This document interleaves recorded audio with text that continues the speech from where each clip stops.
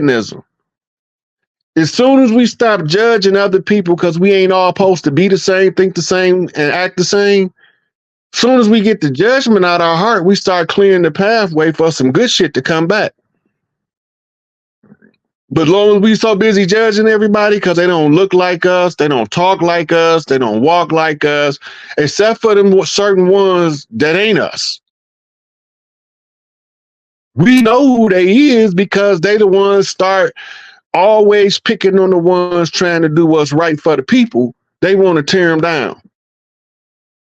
Right? Just because a person got a lot of knowledge in one area don't mean he's a fully evolved. He might only be evolved in one area. Sometimes in our book of life, we put it that way so we can only evolve one way to make us most effective in the area we effective at. So we don't want to hear nobody else's paradigm, understanding, perception, concepts, ideologies. We want to resort to the gossip factor, anything outside of the paradigm that I understand. Don't attack the message, attack the messenger. Right? But they don't want to deal with the message. They never want to deal with the message. They always want to attack the messenger. Oh, he ain't holy enough. He ain't righteous enough. Oh, he made too many mistakes. Oh, he whooped somebody 30 years ago. Man, get out of here with that. You find somebody squeaky clean. Find somebody squeaky clean. I'm going to show you somebody that don't got no life experience. Right? And you need life experience in order to understand how life is supposed to go. Because as long as you don't know how life is supposed to go, you're going to attach yourself on to stuff that don't serve your greatest interests. Sometimes it's you to caboose on the enemy's train. Homage to Malcolm X.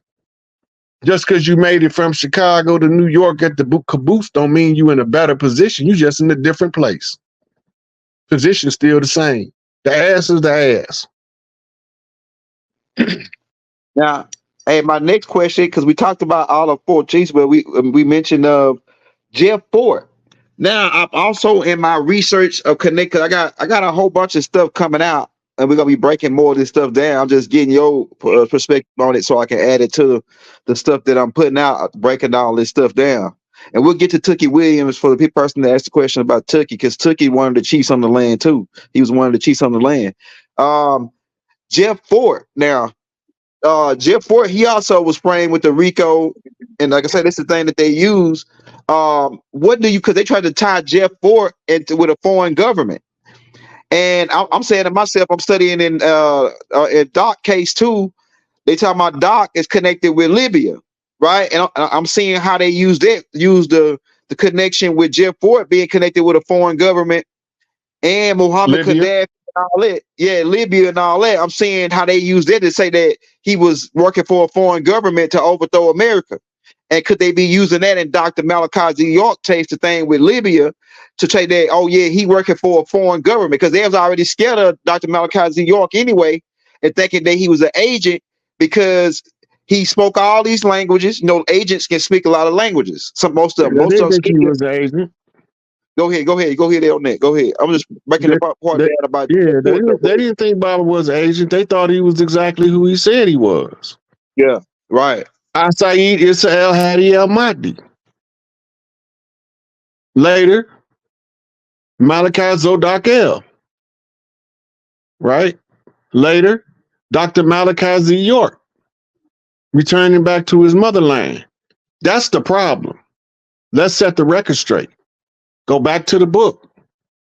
When the Arabs didn't want him no more because he was exposing a fraudulent religion as an imam in their religion that speak the language, that translates the Quran, that reads and translates the Hadith, right? That's the problem to the Islamic faith, because now all of the great sheikhs and imams have to deal with whatever he say because he speak the language.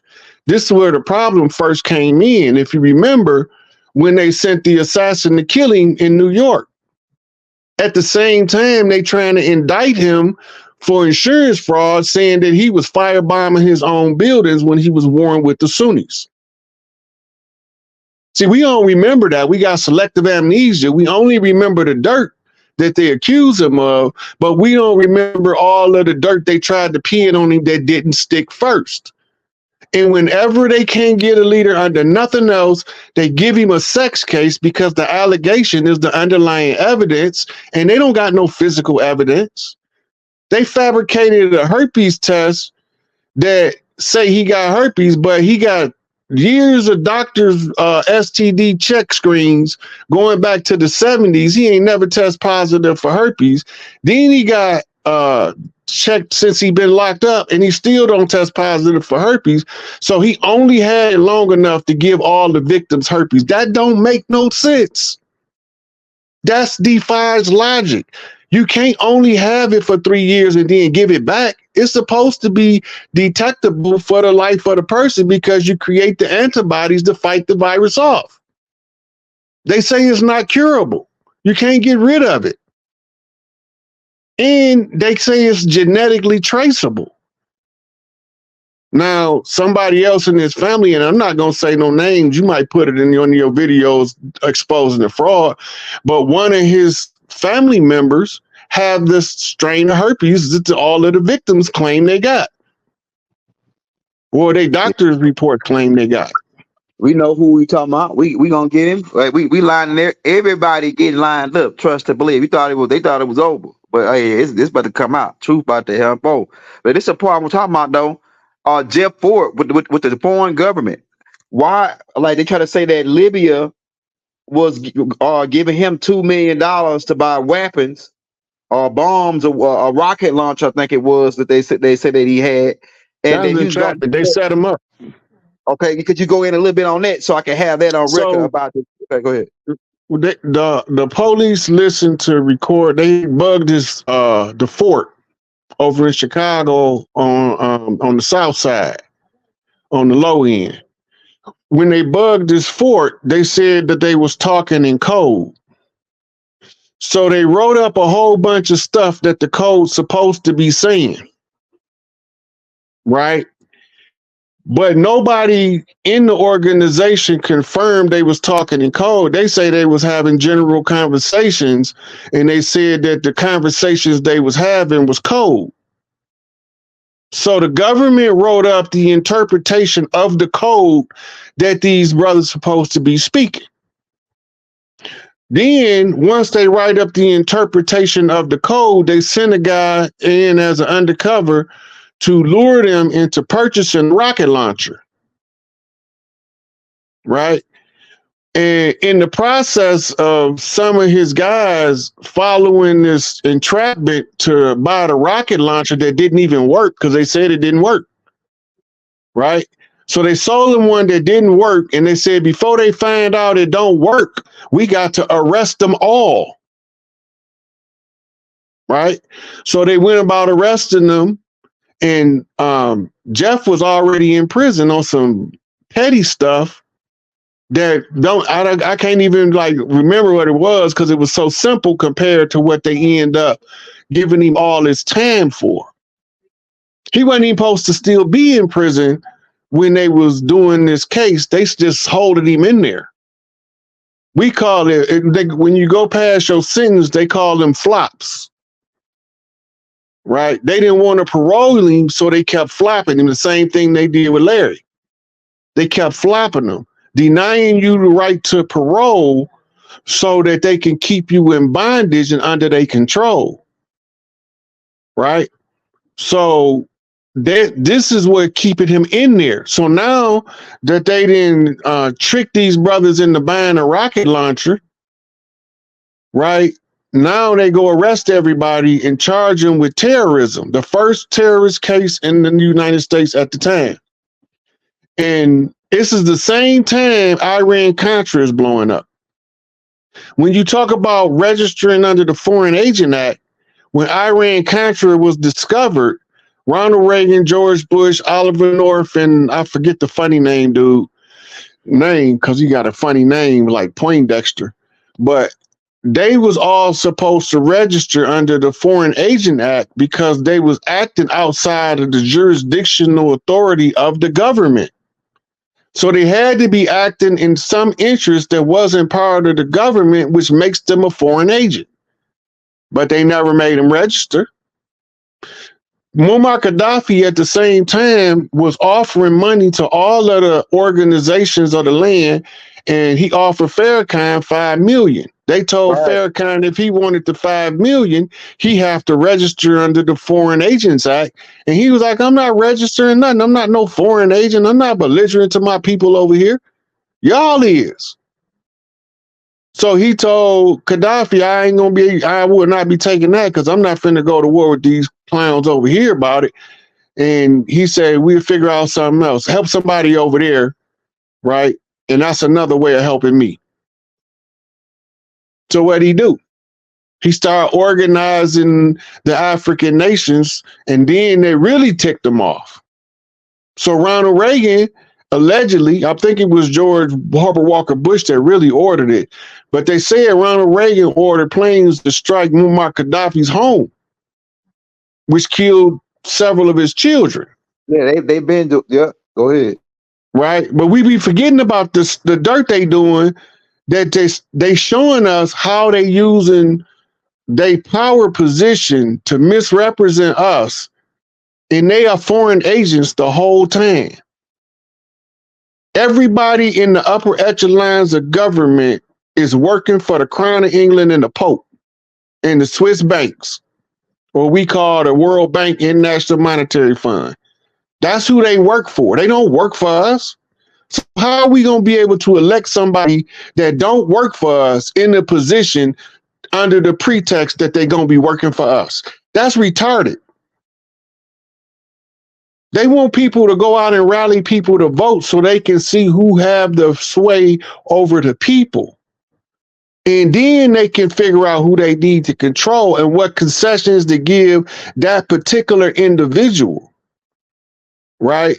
So the whole entrapment with Angel Bay was all a construct of the COINTELPRO operation that was running, and it's still running. It didn't stop. They just changed the name of it. Right? They changed it to what's called Ready Exercise 1984. Right? And it's a little subsection in there called Operation Cable Cutter or Cable Splicer or something like that. That little subsection tells you to watch the border to Mexico. Why is it telling us to watch the Mexican border? Because if let's say Larry and El Chapo come out and explain to the people the fraud that's been ran on us and the dirty players, and El Chapo called all of the cartels in Mexico to unify, and Larry called all of the clans that they classifying as gangs to misclassify inside of our indigenous right and say, look, we finna get rid of them. Ain't gonna be enough military at the border under that without it being a mass slaughter. So they introduced in the Readiness Exercise 1984 to stop the chiefs that's coming up in Central and South America and the islands from communicating with us. They can't stop what's coming, but they can put every obstacle in our path to slow us down as much as possible. And the only obstacle we face with now is critical mass awareness. We already done hijacked the whole internet where we was already here. We was already here. We done hijacked. Then they try to say y'all wasn't already here. Then all of the brothers and sisters that have been listening is coming out with the receipts. They're showing it to them in the books that was written, in the pictures that was taken, in the paintings that was painted, in the hieroglyphs on the walls, in the carvings. We there. We there. And then now you got $2.50 Indians coming out saying they not the real ones we is, and they can't even do a tribal dance without a two-step method. But you can go anywhere and see the fancy footwork across the land. You could see it in Memphis. You could see it in Miami. You could see it in Houston. You could see it in Dallas. You could see it in LA, San Francisco. You could see it in Vegas. You could see it in Chicago, Detroit, New York. You could see it in New Jersey, in Maine, Delaware, wherever we at, you could see that tribal footwork. That's the cultural dance of the geographical region. Like the We sea walk. already... all that C-walk, B-walk, jigging, juking, it's all over the land. It's that fancy footwork. You can hide who we is with paperwork, but our DNA gonna make you know where we at. All we gotta do is know who we are. Once you know yourself, you gonna know your plan. And then your feelings gonna be so hurt when you really get the full understanding when I say they look like us, but they ain't us. When it sink in and you see all of the traders that caused our worst losses look like us, but they doing something that's out of character with any one of us that's about to win. In order for them to behave out of character, they got to have a different character set than the ones who wouldn't behave in that manner. And then you got to remember, they recruited other chiefs to go against us. I'm just trying to make sure everybody got a right to correct the wrongs of the ancestral line. And some of them that don't want to correct the wrongs is going to get the guillotine. They're going to come back in the next life where they don't have to figure it out. It'll be figured out for them. Because this is a wrap. You either with us or against us, and it ain't no middle ground. I guess. Hey, my next question for you, Rod, and we're gonna take questions from the crowd. We got about 24 minutes out till we close out. This is a good one right here, Rod. This is a banger right here. Yeah, this is a banger, man, because this was needed because a lot of people was asking about let the 4 chiefs walk, right? My next question I have for you. It's probably gonna be closer to 50 when you see them all on stage together. They have to be brought out into the public for the public to see them, for them to give the report. Mm-hmm. Mm-hmm. That's the obligation of the collective chiefs across the land to come together in a time of crisis to give this where you get your state of the state address from the so-called president. He ain't supposed to be giving that. It's supposed to be a state of the clans address across all tribes from the chief that's the spokesman for the collective chiefs.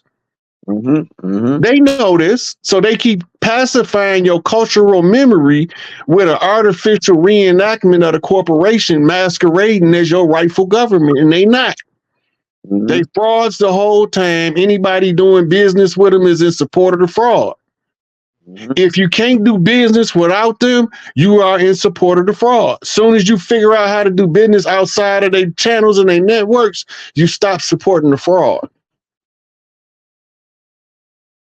Hey, Rod, have you ever heard of a tribal bell ringer? One of my buddies asked me about that, the tribal bell ringer. It's like somebody that supposed to keep, I think, like like when people, like you was talking about Mama Bear. You introduced us to Mama Bear. What she was talking about, we always had somebody as a part of the clan that when somebody reincarnate, it's like one of the chiefs was supposed to pass, go to the other side, and then they come back as a little kid, as somebody else. Cause we got a lot of little kids that's popping up now. It seems like they got old souls. They come back from the past. And so, have you ever heard of a tribal bell ringer? Okay. A bell ringer that's a European term. We wouldn't have called them that, right? But they was the ones that announced to the clan the return of an ancestor, and it was normally the responsibility of one of the elders of the family who read the recorded records of who was born, what day and time. They kept the vital statistical records, and they would make an announcement of all of the children that was born in the recent roll. They would, on a certain day, they would go out and they would start naming the new birth. It's just like you put it in the paper, but only we did everything verbally, right? And we used paperwork, but we didn't use it to entrap people. We used it just to keep record. right? This is why we got ancient texts, because we use the written word to keep record. We didn't use it for manipulative purposes. They use it to ensnare you into contracts that you don't know that you enter into, called adhesion contracts. Remember, anything that's required a license is illegal under the corporate state, and they have to give you a license to give you permission to perform a function that they classify as illegal. Think of everything you need a license for. In their system, without a license, it's against the law for you to do that. Right? That means that they regulating inalienable rights when they tell you can't hunt without a license. They regulating an inalienable right when they tell you can't fish without a license. They regulating an inalienable right when they tell you can't traverse the land with freedom of locomotion without a license. Right? All of those things are illegal under the system that we under, because it's a slave system.